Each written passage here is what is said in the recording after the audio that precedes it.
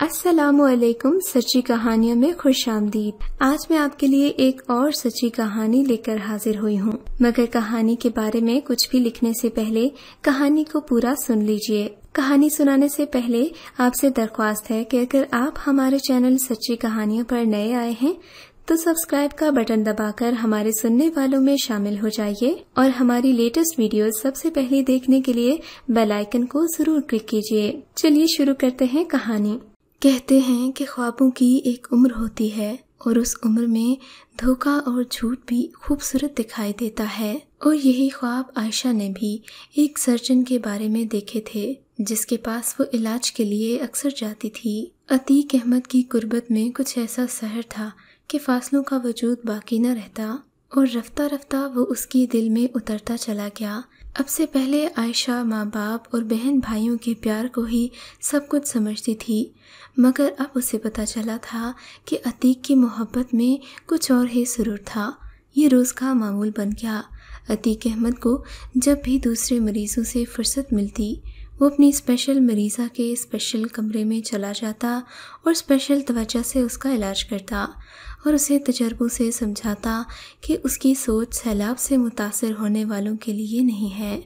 जब वो अस्पताल से डिस्चार्ज होकर अपने वालिदैन के घर जाने लगी तो उससे पहले ही अतीक अहमद ने उससे बहुत सारे वादे किए कि वो उसके यहाँ आया करेगा और उनकी रंगीन मुलाकातों का सिलसिला नहीं टूटेगा। उसका वादा 1 माह तक कायम रहा और दूसरे माह आलिया के ये सुनकर होश उड़ गए कि वो दूसरे देश से आने वाला पंछी उड़ गया है और उसे बताए बगैर ही अपने वतन वापस चला गया है। सपनों के सारे शीश महल चकनाचूर हो गए। एक तो उसकी बेवफाई का दुख था, दूसरा सदमा इस बात का कि इसका झूठा प्यार उसके वजूद में पल रहा था। वो बदनामी के खौफ से कपकपा उठी। अतीक दुखों और बदनामियों का जो हार उसके कंधे पर डाल गया था उसके तले आकर उसका वजूद कुचला जा रहा था। जब इस बात का इल्म उसके घर वालों को हुआ तो उसके माँ बाप तौहीन, गुस्से और शर्म से तिल मिलाने लगे। गुस्सा इस बात का था कि जवान बेटी ने बूढ़े वालिदैन के एतमाद को ठेस पहुंचाई थी। तौहीन इस बात की थी कि अय्याश आदमी उनकी हसीन बेटी से खिलौने की तरह खेलकर चला गया था। शर्म इस बात की थी कि अब वो दुनिया वालों के सामने सर नहीं उठा सकते। एक लड़की के गलत कदम उठाने से पूरे ख़ानदान का गुरूर मिट्टी में मिल गया।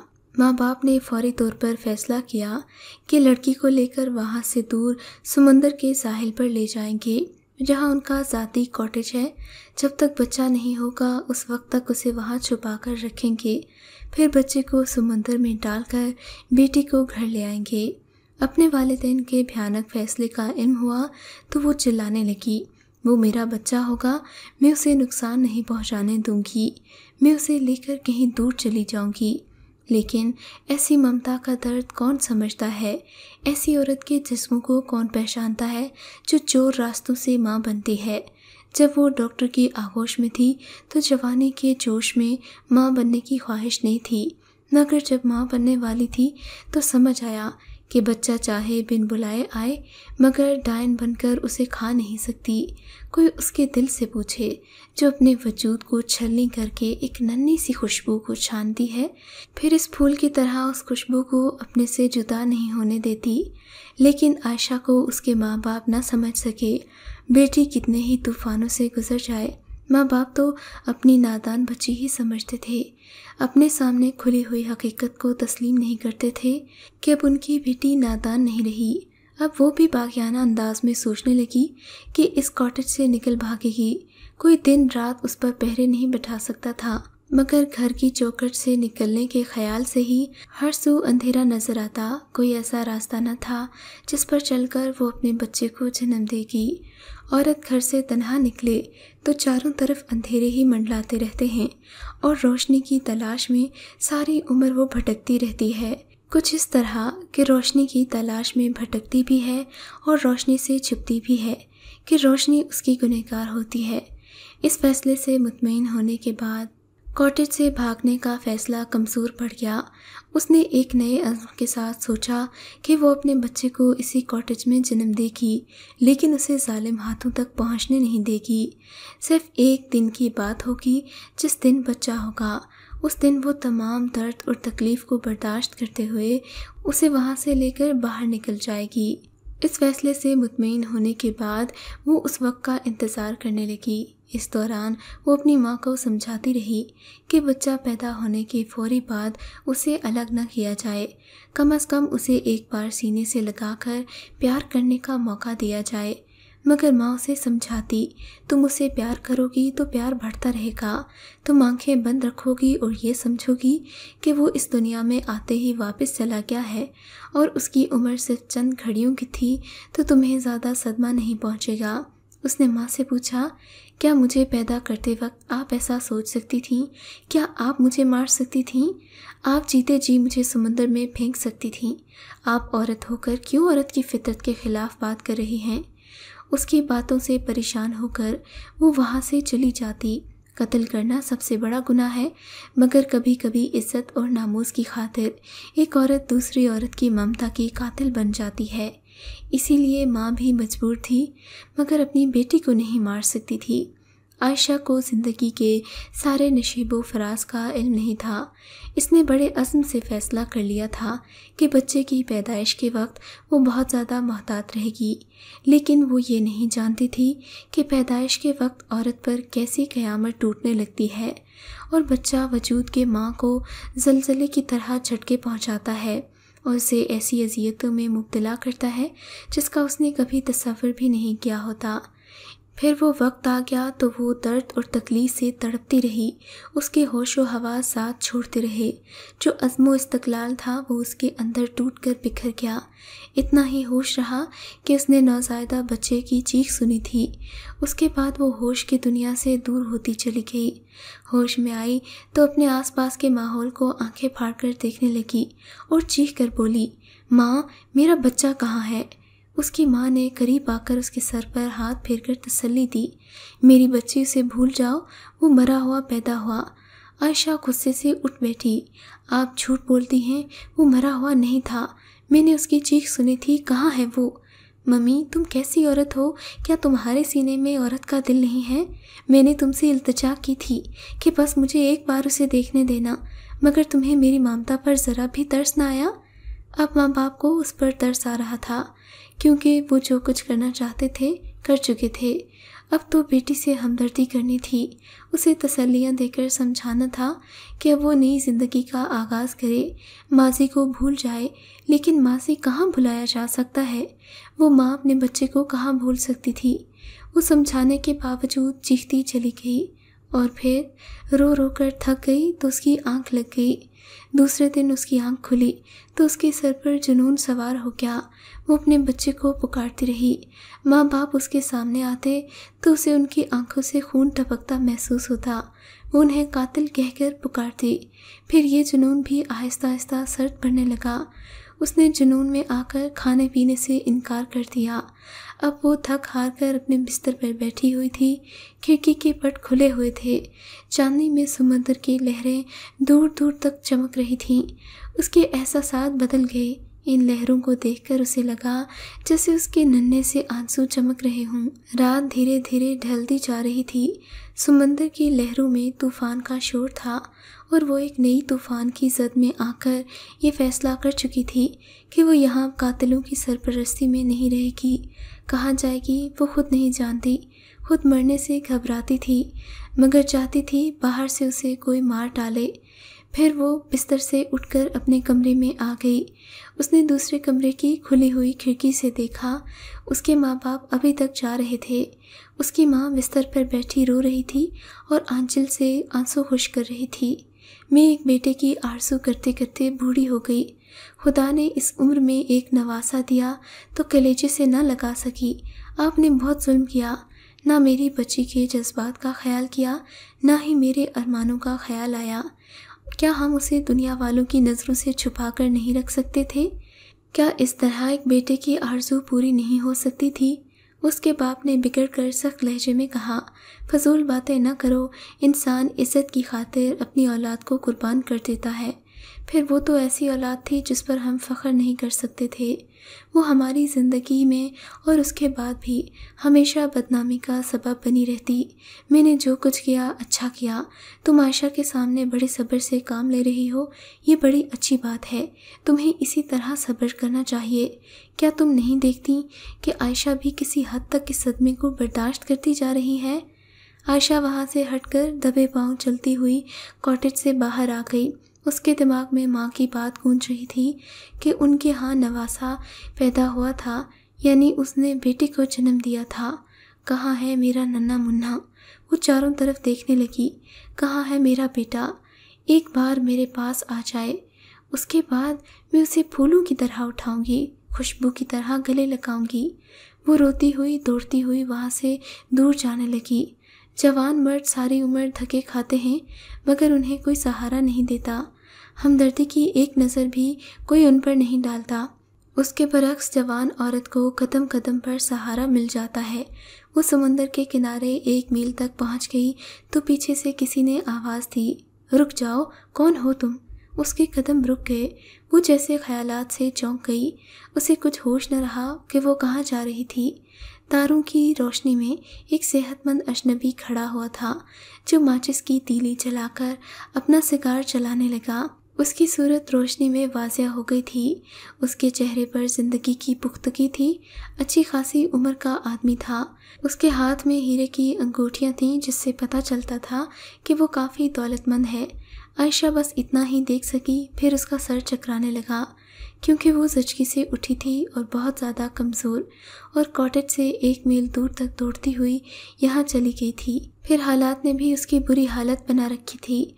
वो चकराकर रेत पर गिर पड़ी। जब उसकी आंख खुली उसने खुद को एक बहुत ही खूबसूरत बेडरूम में पाया जो कीमती अशिया से सजा हुआ था। उसका बदन फोम के नरम और मुलायम बिस्तर में धंसा हुआ था।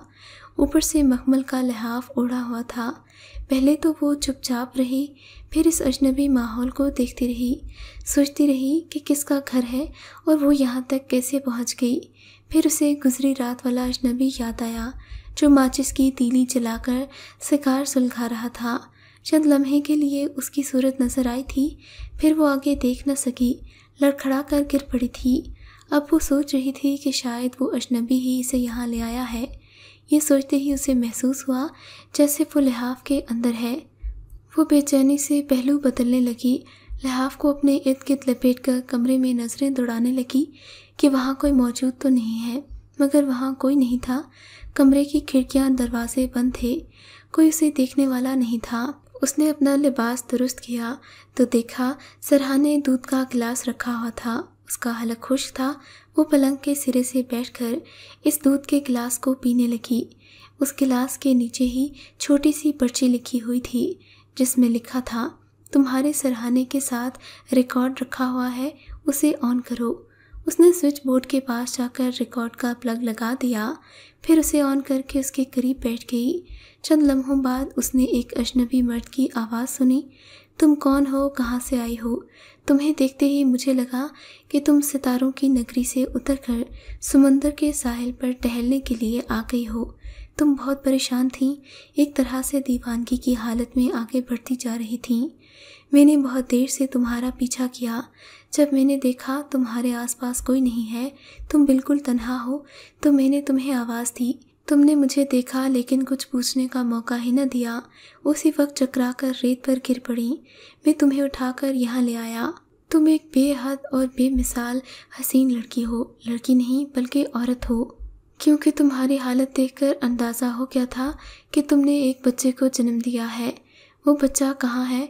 तुम अपने बच्चे को छोड़कर कहाँ जा रही थी? इस वक्त मैं तुम्हारे हसीन मुखड़े को देखता जा रहा हूँ और ये बातें रिकॉर्ड कर रहा हूँ। उसके बाद एक ज़रूरी काम से चला जाऊँगा। वापसी कब होगी ये मैं खुद नहीं जानता। तुम्हारे सरहाने मेज़ पर इस मकान के हर कमरे की चाबियाँ रखी हैं। बेडरूम के दरवाजे को मैंने बाहर से लॉक कर दिया है। तुम चाहो तो इस चाबी से दरवाजे को खोल सकती हो, मगर मैं तुमसे दरख्वास्त करूंगा कि तन्हाई, बेबसी, बेचारगी और बेयारो मददगारी के आलम में तुम्हें इस मकान से बाहर नहीं जाना चाहिए। मुझ पर भरोसा करो, यहाँ तुम्हें कोई नुकसान नहीं पहुँचेगा। किचन में खाने पीने का सामान मौजूद है। जब मैं वापस आऊँगा तो तुम्हारे लिए नए कपड़े भी ले आऊँगा। यहाँ तुम्हें किसी बात की तकलीफ नहीं होगी। जब मैं आऊँगा तो पता नहीं तुम जाग रही होगी या सो रही होगी, इसलिए मैं चाहता हूँ तुम अपने हालात इस कैसेट में रिकॉर्ड कर दो और रिकॉर्ड करने के बाद इसे दूसरे कमरे में रख दो। मैं आकर तुम्हारे हालात सुनूंगा और ये समझने की कोशिश करूंगा कि किन हालात के तहत तुम घर से बेघर हो गई। मुझे तुमसे दिली हमदर्दी है। अगर तुम मेरे दिल की बात जानना चाहोगी तो सच कहूँगा, मुझे तुमसे मोहब्बत हो गई है। बुरा ना मानना, मेरे जज्बे को समझने की कोशिश करना। अगर कोई बुरा आदमी होता तो बाहर से मकान को अच्छी तरह बंद करके चला जाता। तुम्हारे लिए इस मकान की चाबियां छोड़कर न जाता। अगर तुम मुझ पर भरोसा नहीं करती तो बैरूनी दरवाज़ा खोलकर जा सकती हो। अगर भरोसा करो तो मुझे अपना सबसे बड़ा और सबसे मजबूत सहारा पाओगी। मैं तुम्हारे मुकद्दर की तारीकी दूर कर सकता हूँ, वादा करता हूँ। मेरा नाम अदील है। उसके बाद कैसेट खामोश हो गई। आयशा अपनी जगह से उठी और स्विच ऑफ कर दिया। उसके बाद बिस्तर पर आकर लेट गई। थकन और कमज़ोरी से बुरा हाल था। सब कुछ भूलकर बस आंखें बंद करके सो जाना चाहती थी, मगर अजनबी की आवाज़ दिमाग में घूम रही थी। भारी भरकम और मुतासर कर देने वाली आवाज़ सीधी दिल को छू लेती थी। थोड़ी देर के बाद वो घबराकर सोचने लगी, मैं ऐसा क्यों सोच रही हूँ? इस अजनबी से मेरा क्या रिश्ता है? कोई रिश्ता नहीं, मैंने तो उसकी एक झलक देखी है। इस वक्त देखी है जब सर चकरा रहा था, मगर अब धीमी धीमी सी रोशनी में वो चेहरा नज़र आ रहा है। उसकी आवाज़, उसके चेहरे से भी क्या लेना? मैं उसके बारे में क्यों सोच रही हूँ? उसने बेचैनी से करवट बदली, मगर उस करवट में भी वही याद आता रहा। उसकी बातें दिमाग में गूंजती रहीं। उसमें शुबा नहीं था कि उसने शराफत का सबूत दिया था और इसके लिए मकान के सारे कमरों की चाबियां छोड़कर गया था। वो उसे फैसला करने की पूरी आज़ादी देकर गया था कि वो उस पर भरोसा करेगी या उसकी अदम मौजूदगी में वहाँ से चली जाएगी। मगर वो कहाँ जा सकती थी? कमज़ोरी ने उसे तोड़ कर रख दिया था। नन्हे से बच्चे की याद उसे और भी कमज़ोर बनाती जा रही थी। इस मकान से बाहर जाती तो फिर से भरी दुनिया में खुद को तन्हा पाती। पता नहीं कोई इतनी शराफत से उसे पनाह देता या नहीं। बहुत सारी सोचें उसका पीछा कर रही थीं। वो बिस्तर पर लेटी अपने अंदर हौसले पैदा करती रही कि बाहर जाकर इतनी बड़ी दुनिया में तन्हा ज़िंदगी गुजार लेगी। थोड़ी देर बाद वो बिस्तर से उठ गई। बाहर आकर उसने मकान के दूसरे कमरों को देखा। अपने बिस्तर के सरहाने से वो चाबियां लेकर आई। उसने एक चाबी से बैरूनी गेट खोला, फिर बरामदे में आ गई। बाहर बहुत ही साफ सुथरा इलाका था। दूर दूर तक शानदार कोठियाँ और बागीचे थे। वो सोचने लगी, ये कौन सी जगह हो सकती है? अपने शहर में उसने ये इलाका कभी नहीं देखा था। मालूम होता था कहीं बहुत दूर चली आई है। वो उलझ कर रह गई कि क्या करे, कहाँ जाए। ये जगह अनजानी थी, सारे रास्ते अनजाने थे। यहाँ से वहाँ तक, यानी जहाँ तक वो जा सकती थी, कोई शनासा नहीं था। फिर इस कमज़ोरी की हालत में कितनी दूर तक चल सकती थी? उसका सर घूमने लगा। वो लड़खड़ाती हुई दीवार का सहारा लेती कमरे में वापस आ गई। शाम तक बिस्तर में पड़ी रही। सोच ही सोच में किस तरह वक्त गुजर गया उसे पता ही न चला। जब भूख का एहसास हुआ तो वहाँ से उठकर किचन में गई।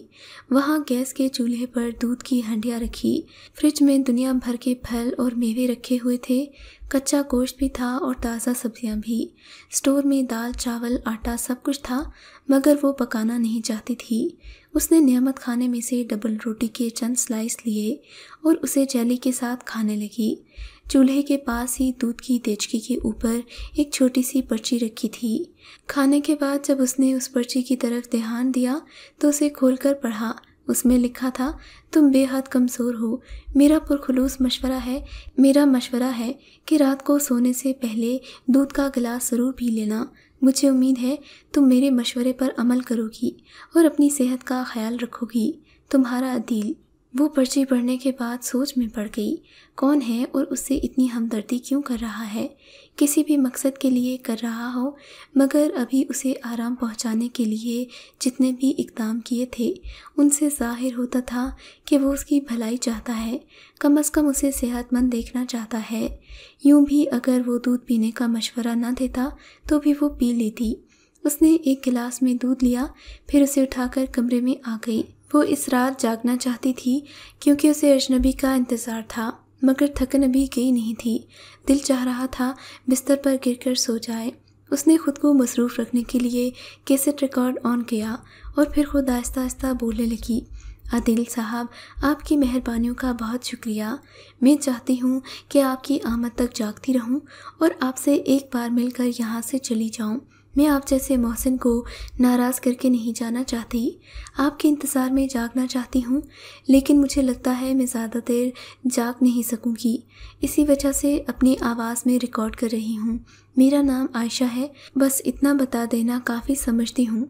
अपने माँ बाप का नाम बताकर अपने माजी की तरफ लौटना नहीं चाहती। हाँ, आपने दुरुस्त समझा, मैंने एक बेटे को जन्म दिया था, लेकिन मैं ऐसी बदनसीब हूँ कि उसकी सूरत नहीं देखी, क्योंकि मैं इसकी वजह नहीं बता सकती जो कि मुझ पर बीत चुकी है। मैं उसे दोहराना नहीं चाहती। मैं इतनी सी उम्र में इतने दुख उठा चुकी हूँ कि अब किसी पर भरोसा ही नहीं करना चाहती। खून के रिश्तों को भी छोड़ दिया है। आपने मुझ पर एहसान किया है, मुझे यहाँ पहुँचाकर आराम से ज़िंदगी गुजारने का मौका दिया है, लेकिन मैं सोचती हूँ किस रिश्ते से आपका एहसान उठाऊँ। हम अजनबी हैं, बेहतर है कि अजनबी बनकर रहें। मैंने इस घर से बाहर जाने की कोशिश की थी, लेकिन कमज़ोरी की वजह से जा न सकी। कल तक तबीयत संभल गई तो चली जाऊंगी।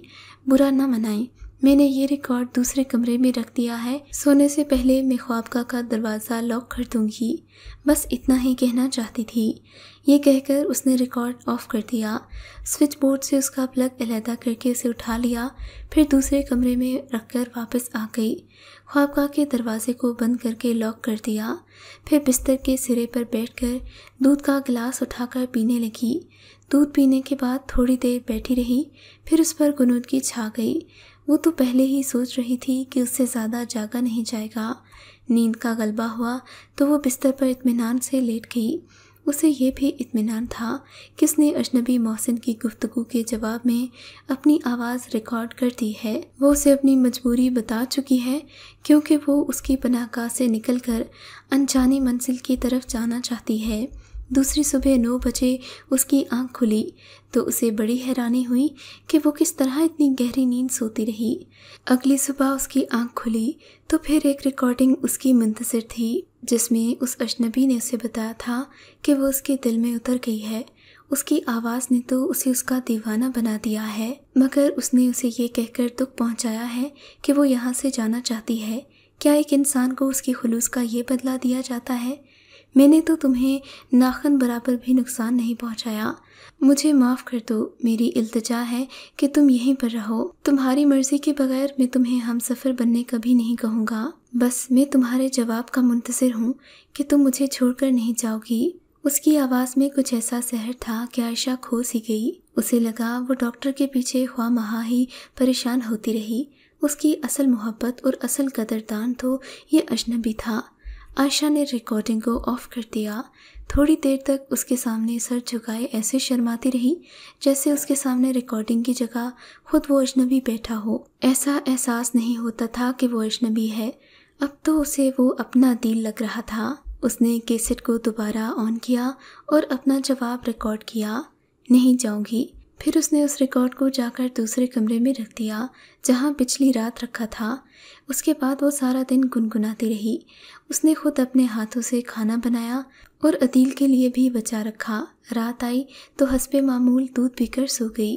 अगली सुबह आँख खुलने से पहले जहन बेतार हुआ तो कानों के करीब खराटों की आवाज़ सुनाई दी और फिर पास पड़े सोफे पर लेटे अजनबी की खुमार में डूबी आवाज़, मेरी आलिया, मैंने तुम्हें पहली बार देखते ही समझ लिया था कि तुम सिर्फ मेरे लिए समुंदर के साहिल पर भेजी गई हो। मैं तुम्हें कहीं नहीं जाने दूंगा। वादा करो, तुम मुझे कहीं छोड़कर नहीं जाओगी। आयशा ने गहरी सांस छोड़ते हुए कहा, मैं क्या कहूँ, आप तो नींद में डूबे हुए हैं, ख्वाब में बोल रहे हैं। वरना मैं आपको बता देती। बताना भी क्या था, आप खुद ही समझ सकते हैं। मुझे करीब लाने के लिए आपने जो अंदाज इख्तियार किया, उसके बाद कोई औरत किसी दूसरे का तसव्वुर नहीं कर सकती। मैं आपकी हूँ और आप ही की रहूँगी। मेरा इस दुनिया में कोई नहीं है। आपको छोड़कर मैं कहाँ जा सकती हूँ। काश आप मेरी आवाज़ सुन सकते और इस तरह नींद में न बुड़बुड़ाते। मैं नींद में नहीं हूँ, मैं होशो हवास में हूँ। हाँ, अलबत्ता तुम्हारा पता नहीं। उसके लहजे में शोखी थी। 2 माह गुजर गए, इस अरसे में सारे हिजाब उठ गए। 2 माह बाद आयशा ने उससे कहा, आखिर कब तक इस तरह ज़िंदगी गुजारेंगे, हमें निकाह पढ़वा लेना चाहिए। अदील ने उसकी तायद करते हुए कहा, मैं भी यही चाहता हूँ कि तुम जल्द से जल्द मेरी कानूनी और मजहबी तौर पर बीवी बन जाओ। लेकिन मैं तुम्हें बता दूँ, मेरी बीवी को मरे हुए अभी 6 माह गुजरे हैं। बीवी? इससे पहले तो उसने बीवी का जिक्र नहीं किया था। अजीब किस्म का आदमी था, अपनी बातें अपने ही पेट में रखता था। ज़रूरत महसूस करता तो बता देता, वरना उसी से बातें उगलवाता रहता। इस दौरान आयशा ने अपने और अपने वालिदैन के बारे में बहुत कुछ बता दिया था। ये भी कि किस तरह उसके बच्चे को समंदर की लहरों के हवाले कर दिया गया। वो अपनी ज़िंदगी के बड़े बड़े राज बता चुकी थी। डॉक्टर से किस तरह ताल्लुकात हुए, बच्चा भी नहीं छुपाया था। वो बहुत गहरा इंसान था। चेहरे से भी वो एक गहरा इंसान मालूम होता था, मगर बाहर से मक्खन जैसा मुलायम। एक रोज़ जब आयशा ने निकाह पढ़वाने की बात छेड़ी तो शादी की बात ये कहकर टालने लगा कि उसकी पहले भी शादी हो चुकी थी और उसकी बीवी को मरे हुए अभी 6 माह गुजरे हैं। इतनी जल्दी दूसरी शादी करेगा तो उसके बच्चे बुरा मनाएंगे। तब ये बात खुली कि उसके बच्चे भी हैं, यानी 2 लड़के हैं। एक लड़का तकरीबन 20 साल का था और दूसरा 16 साल का। आयशा शिकायतें करने लगी कि उसने पहले ये बातें क्यों नहीं बताई। उसकी शिकायत के जवाब में उसने कहा, अगर मैं तुम्हें ये बातें बता देता तो तुम मेरी मोहब्बत से इनकार कर देती। आयशा ने सर झुका लिया। वाकई वो बता देता तो भी वो कैसे इनकार करती। वो उसकी ज़िंदगी में कुछ ऐसे अंदाज से आया था कि वो इनकार कर ही नहीं सकती थी। अब उसके दिमाग में हल्की हल्की धुंध छटने लगी। वो महसूस करने लगी कि अदील ने उसे एक आशिक के अंदाज में मोहब्बत नहीं की, बल्कि साजिश की है। उसे अपनी तरफ माहिल करने के लिए बड़े ही ड्रामाई अंदाज में उसे टेप रिकॉर्डर के ज़रिए बातें करता रहा। उसे लगा कि अब वो उसकी मोहब्बत से इनकार करके भी बुरी तरह फंस जाएगी। वो अपने आप को तसल्लियाँ देने लगी, अपने आप को समझाया, घबराने की क्या बात है।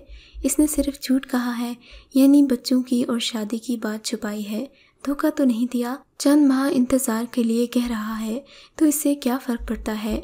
2 माह तो इसके साथ गुजार चुकी है, चंद माह और गुजारेगी तो उसके बाद वो उसे दुल्हन बनाकर अपनी हवेली में ले जाएगा। एक वीरान से पहाड़ी इलाके में उसकी हवेली थी। वो शहर में तफरीहात की गर्ज से आता था। इसी मकसद के लिए छोटा सा मकान खरीद रखा था, जहां आयशा इन दिनों उसकी तफरीह का बायस बनी हुई थी। उसने अदील से हवेली के बारे में कई बार सवालात किए कि वो वीरान इलाके में क्यों है, वहाँ उसके ख़ानदान के कितने अफराद हैं। वो बेदिली से जवाब देता। उसके रवैये से जाहिर होता था कि वो उसे अपनी हवेली और बच्चों से कोई ख़ास दिलचस्पी नहीं।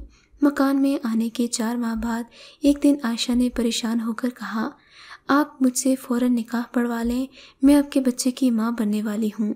ये बात सुनते ही अदील का चेहरा खुशी से खिल उठा। एक बेटा पैदा करोगी? बड़ा अहमकाना सवाल था। आयशा लम्हों तक उसका मुंह तकती रही। मैं कैसे बताऊँ कि बेटा ही होगा? क्यों नहीं, पहले भी तुमने एक बेटा पैदा किया था, इसीलिए तो मैंने तुम्हें अपनाया है कि तुम मेरे लिए भी बेटा पैदा करोगी। क्या मतलब? आयशा ने हैरानी से पूछा। क्या तुम्हें मेरी साथ से दिलचस्पी नहीं थी? क्या तुम सिर्फ इसलिए मेरे करीब आए कि मैं तुम्हारे लिए बेटा पैदा करूं?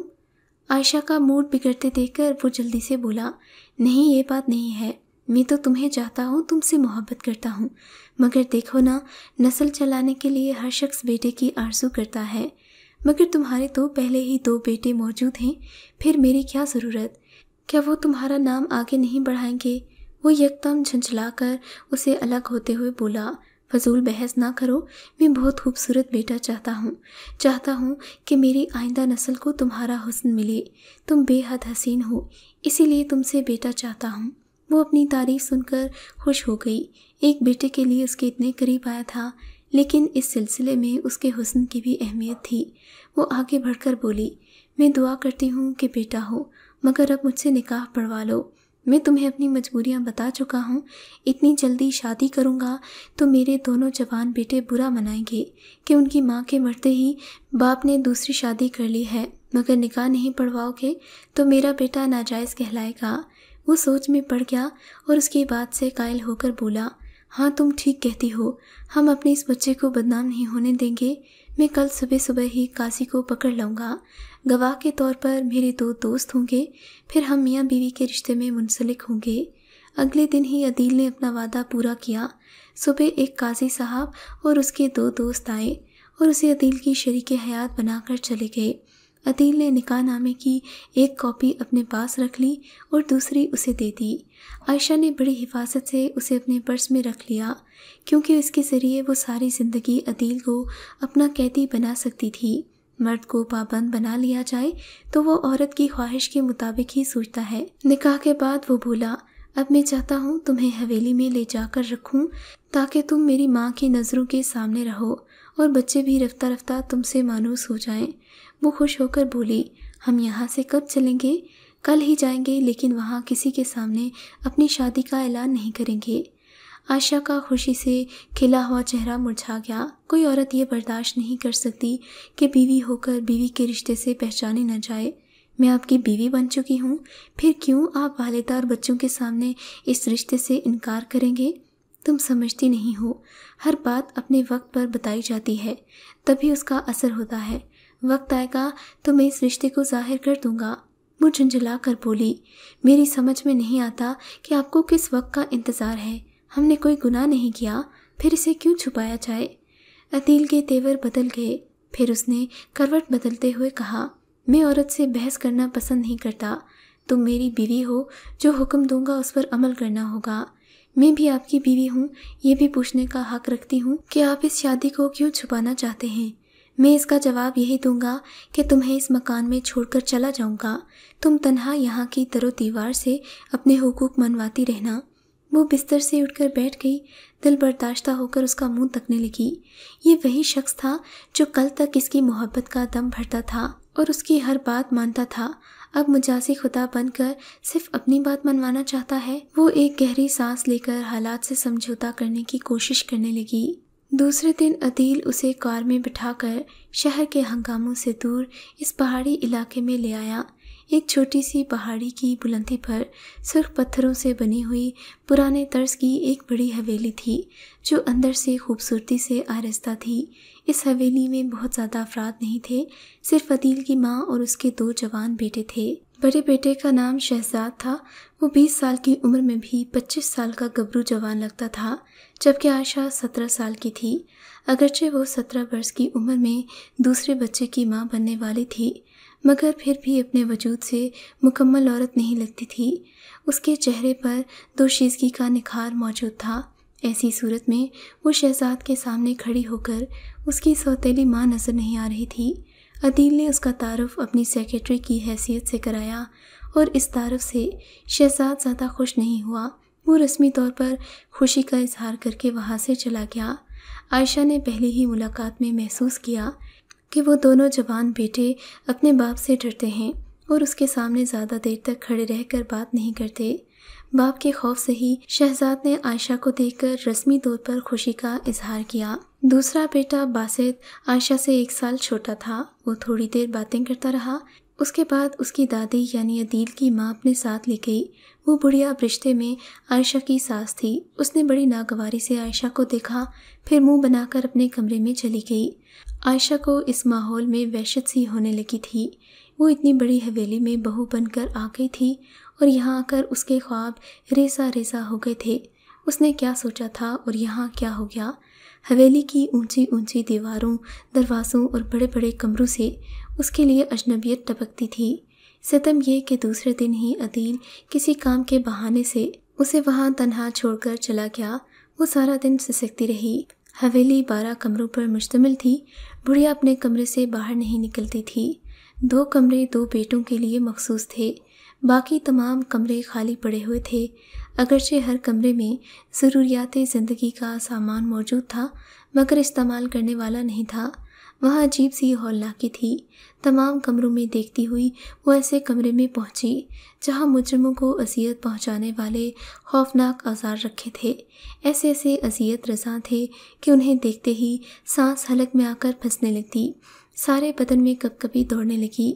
वो वहाँ से भागती हुई अपने कमरे में आ गई और बिस्तर पर गिरकर रोने लगी। हालांकि उसे किसी ने अजियत नहीं पहुंचाई थी, मगर उसका दिल बुरी तरह घबरा रहा था।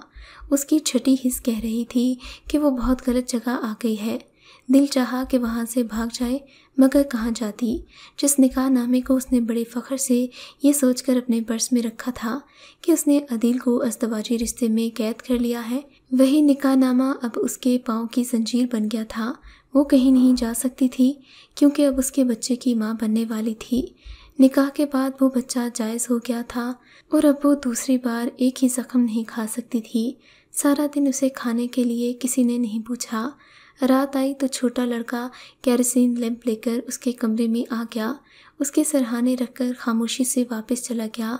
उसके बाद शहजाद खाने की प्लेटें लेकर आया। प्लेटें रखकर थोड़ी देर खामोश रहा, फिर बोला, तुम्हारा नाम आयशा है ना? वो जवाब देते हुए यूं लरसने लगी जैसे उसके सामने एक अजनबी खड़ा हो। अदील के रिश्ते से वो किसी भी तरह बेटा नज़र नहीं आता था। अदील के रिश्ते से वो किसी तरह भी एक बेटा नज़र नहीं आता था क्योंकि वो अदील से भी ज़्यादा कदावर था और उसके सामने वो छोटी सी लड़की लगती। अदील ने कहा, तुम अपने नाम की तरह हसीन हो। वो एकदम चौंक कर उसे देखने लगी। वो ये कहना चाहती थी कि इस अंदाज में मेरी तारीफ़ न करो। मैं तुम्हारे बाप की सेक्रेटरी नहीं हूँ, उसकी बीवी हूँ। इस रिश्ते से तुम्हारी माँ हूँ। लेकिन वो इसका इजहार नहीं कर सकी। अदील ने सख्ती से मना किया था कि वो वक्त से पहले इस रिश्ते का इजहार न करे, वरना वो पछताएगी।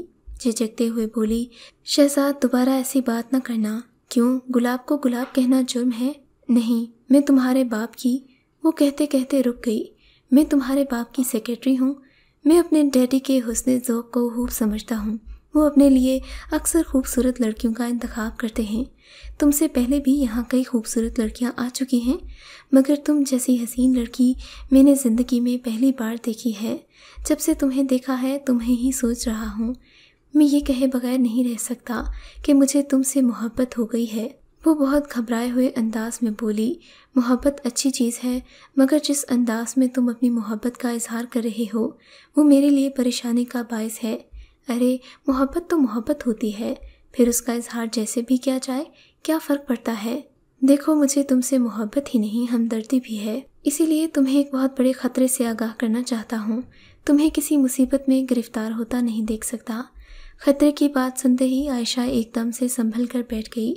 चश्मे ज़तन में निगाहों के सामने अज़ियत रसानी के तमाम औजार घूमने लगे। कपकपाती हुई आवाज़ में बोली, क्या ख़तरा है? तुम क्या कहना चाहते हो? मैं जो कुछ भी कहना चाहता हूँ उससे पहले तुम्हारा एतमाद हासिल करना ज़रूरी है।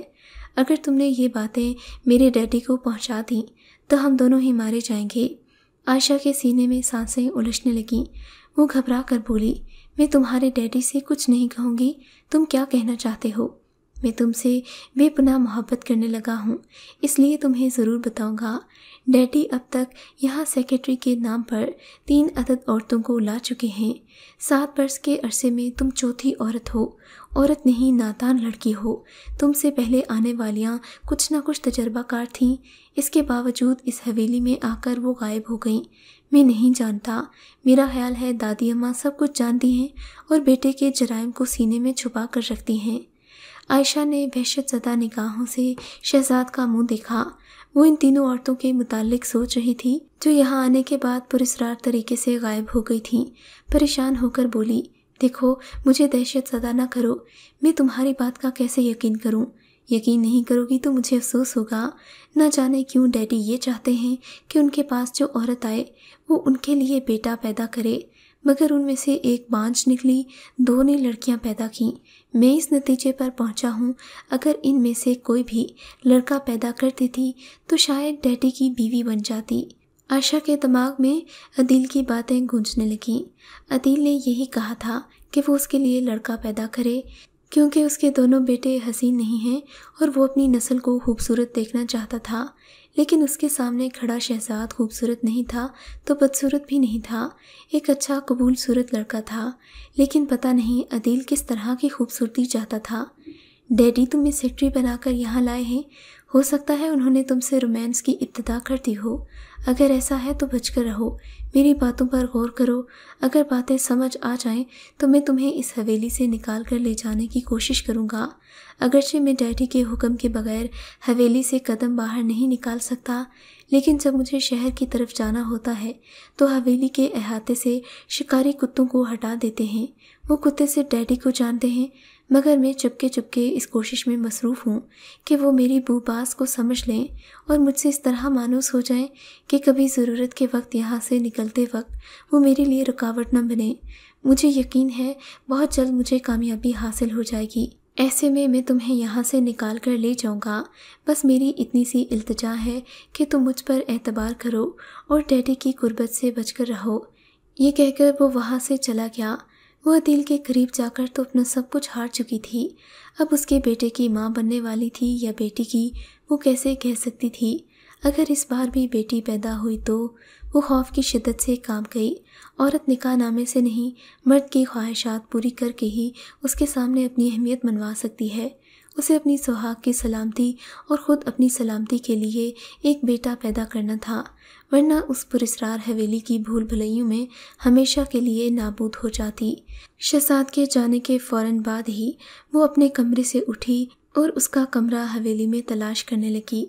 उसके हाथ में केरोसिन लैंप था जो हल्की हल्की रोशनी फैला रहा था। राहदारी में उसे किसी मर्द के कराहने की आवाज़ें आई थीं, जिन पर वो ठटक कर रह गई थी। शहजाद के कमरे में पहुंची तो बोली, मुझे यहाँ डर लग रहा था। मैंने सोचा तुम्हारे पास जाकर बातें करूं तो खौफ कम हो जाएगा, मगर यहाँ तो कदम कदम पर बलाएं नज़र आती हैं। मैंने यहाँ किसी के कराहने की आवाज़ सुनी है। क्या तुम बता सकते हो इस कमरे में कौन है? शहजाद सर झुकाकर कुर्सी पर बैठ गया और बोला, मैंने इस कमरे को कभी अंदर से नहीं देखा। इस दरवाजे पर हमेशा ताला पड़ा रहता है। रात की खामोशी में कभी किसी के कराहने की आवाज़ आती है तो दरवाजे पर ताला नज़र नहीं आता, वो अंदर से बंद होता है। आयशा ने उठकर बैठते हुए कहा, हाँ, इस वक्त भी दरवाजे पर ताला नहीं था, अंदर से बंद होगा। मुझ में हिम्मत नहीं थी कि दरवाजे तक जा सकूं। तुमने यहाँ बचपन गुजारा है, अब जवान हो चुके हो। ताज्जुब है कि इस आखिरी कमरे के बारे में कुछ नहीं जानते। वो आखिरी कमरा पिछले 1 साल से पुरस्कार बना हुआ है। 1 साल पहले मेरी अम्मी इन तीनों औरतों की तरह पुरस्कार तरीके से गायब हो गई थीं। डैडी इल्ज़ाम लगाते हैं कि वो किसी के साथ भाग गई थीं। एक बेटा अपनी माँ पर ऐसा शर्मनाक इल्ज़ाम बर्दाश्त नहीं कर सकता। मुझे तो डैडी से नफ़रत है। तो फिर तुम्हारी अम्मी कहाँ गईं? तुम उन्हें तलाश क्यों नहीं करते? कहाँ तलाश करूं? कुछ समझ में नहीं आता। मुझे तो लगता है कि वो डैडी के जुल्म से तंग आकर वाकई चली गई हैं। और फिर कमरे में गहरी खामोशी छा गई, जिसे अदील की आहट ने तोड़ दिया। तुम यहाँ शहजाद के साथ क्या कर रही हो? वो अदील को देखकर हिचकिचाते हुए बोली, आप कब आए? क्या आपको मेरी तन्हाई का ज़रा भी ख्याल नहीं कि इतनी बड़ी हवेली में मुझे डर लग रहा होगा? अदील ने आगे बढ़कर शहजाद के हाथों से लैंप छीन लिया और फिर आयशा को ले जाते हुए बोला, अच्छा, तो तुम इस छोकरे के साथ तन्हाई दूर कर रही थी? चलो यहाँ से। मुँह से खींचता हुआ अपने कमरे में लाया और बेड पर धकेलते हुए बोला, तुम इतनी रात गए शहजाद के साथ क्या कर रही थी? मैं कह चुकी हूँ मुझे डर लग रहा था। रिश्ते में मेरा बेटा है, क्या उससे बातें नहीं कर सकती?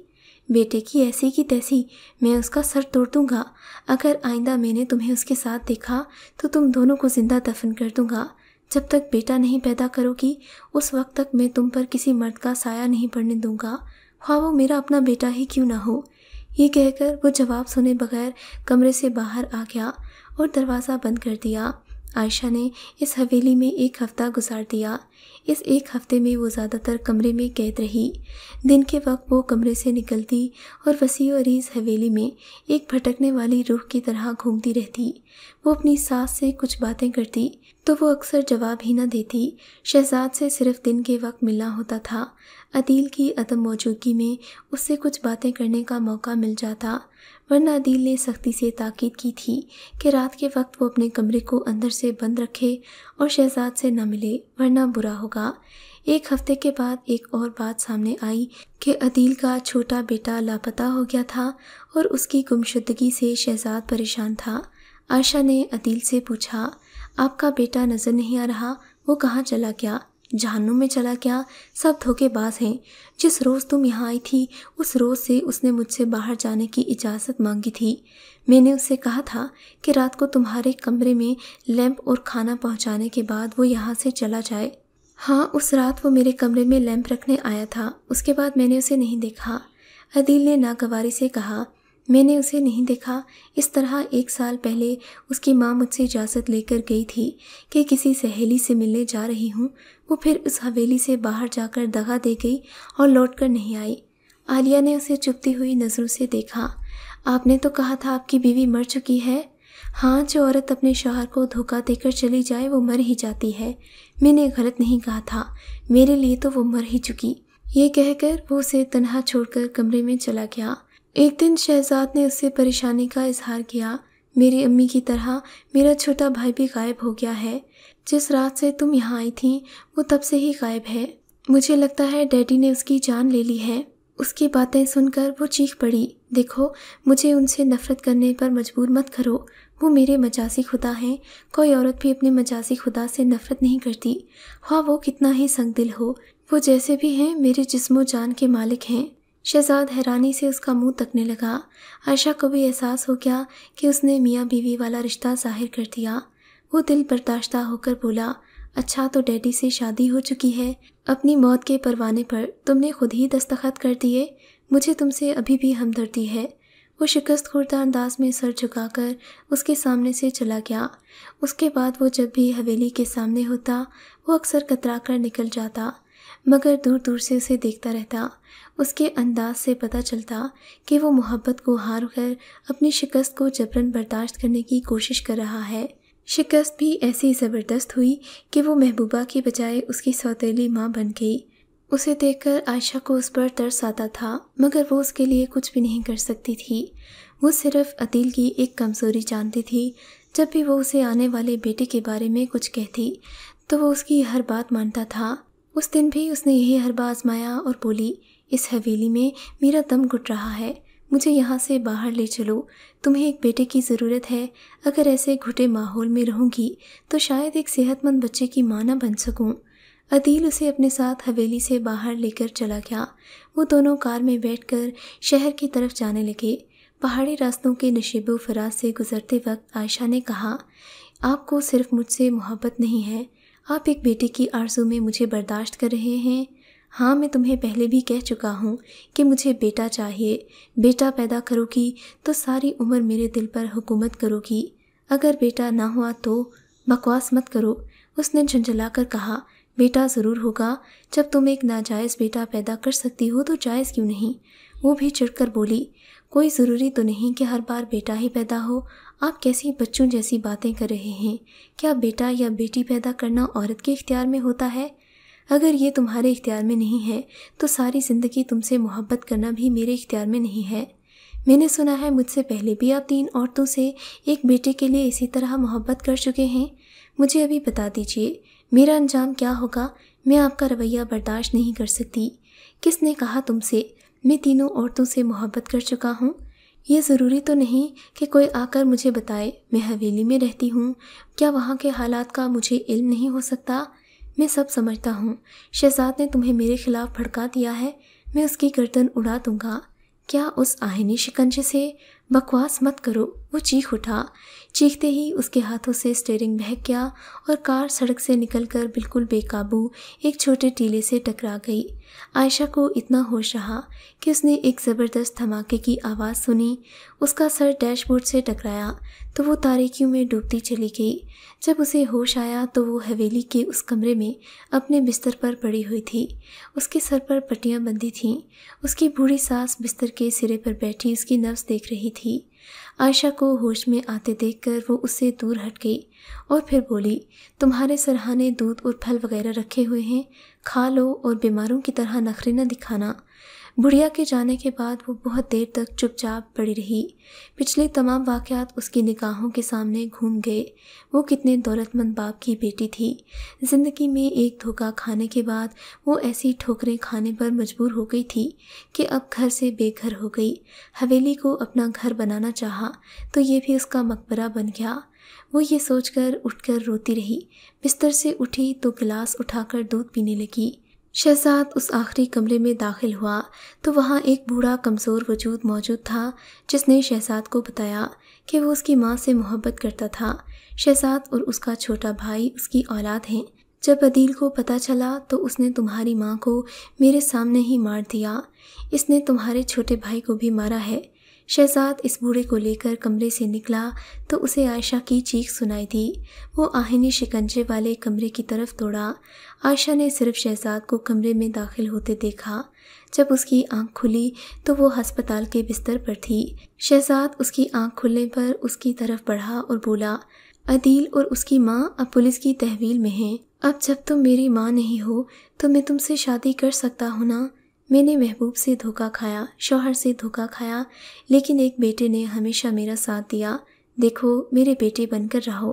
आयशा की पेशानी बर्फ़ की तरह सट पड़ चुकी थी।